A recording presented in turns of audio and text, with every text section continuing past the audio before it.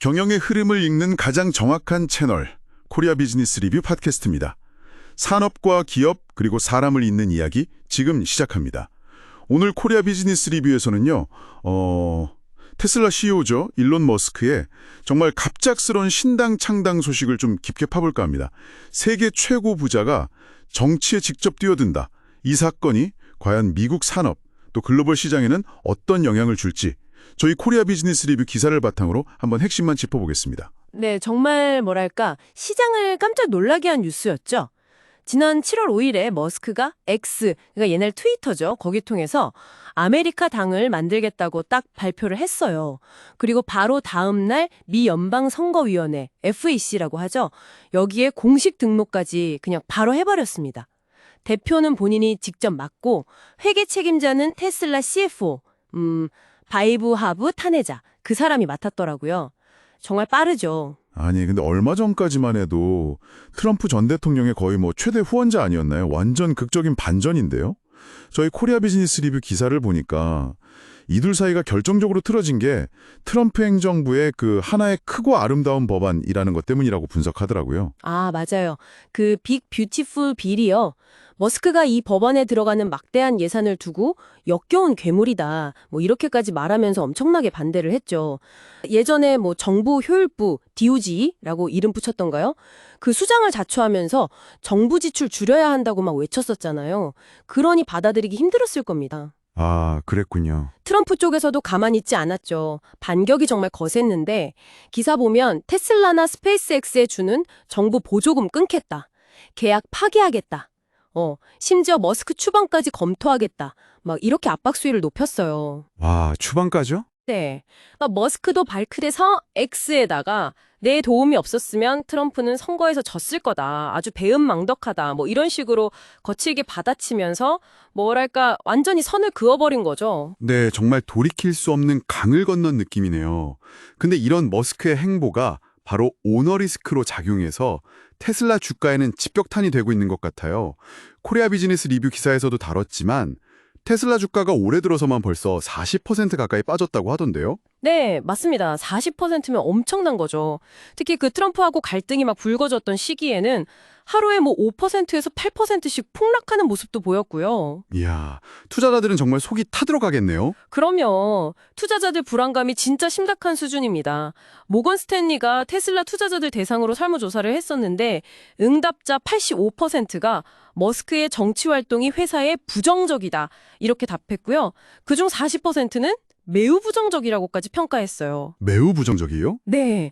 심지어 응답자 한 59% 정도는 내년에 테슬라 차량 인도량이 줄어들 것 같다 이렇게 예상한다니까 이건 신뢰도에 금이 간 정도가 아니라 거의 깨졌다고 봐야겠죠. 뉴욕 증시 쪽에서는 그냥 팔고 떠나자 이런 목소리까지 나온다고 하니 진짜 심상치 않은 분위기입니다. 이게 근데 단순히 테슬라 한 기업만의 문제로 끝나는 게 아니라는 점이 더 걱정스러운데요.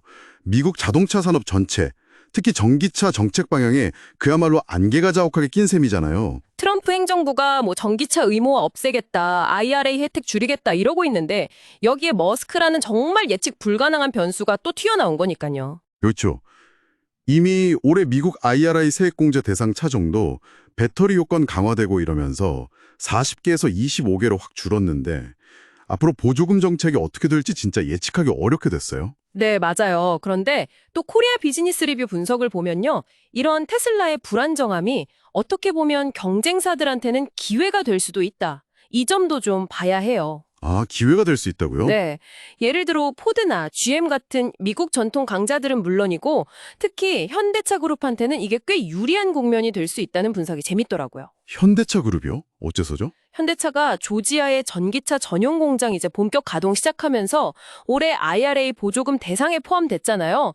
이런 상황에서 테슬라가 이렇게 막 흔들리면 그 사이에 현대차가 시장 점유율을 더 끌어올릴 수 있는 어떻게 보면 절호의 찬스가 될 수도 있다는 거죠. 오, 상당히 흥미로운 관점이네요. 일리가 있습니다.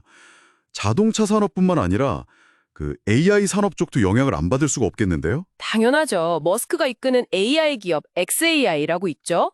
이것도 정부 프로젝트 따내기가 좀 어려워질 수 있다 이런 관측이 나오고요.